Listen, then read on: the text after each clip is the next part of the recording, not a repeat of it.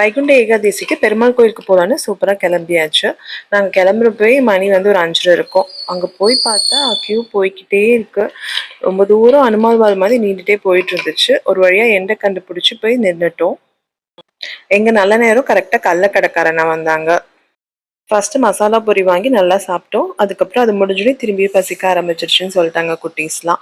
சரின்னு திரும்பியும் போய் வேர்க்கடலையும் ஒரு பாக்கெட் வாங்கிட்டு வந்துட்டோம். நல்லா சூடாகவே இருந்துச்சு கிளைமேட்டுக்கு. அதையும் நல்லா ஃபுல்லாக கொறிச்சிட்டே இருந்தோம். கியூவில் ஒரு 1 hour கிட்ட நின்னோம். அதுக்கப்புறம் உள்ளே போயாச்சு. கோயிலில் ரொம்ப அழகாக டெக்கரேஷன்லாம் பண்ணியிருந்தாங்க. சூப்பராக ஒரு தரிசனம் பார்த்துட்டு வெளியே பார்த்தா புளிசாதம் கொடுத்துட்டு இருந்தாங்க.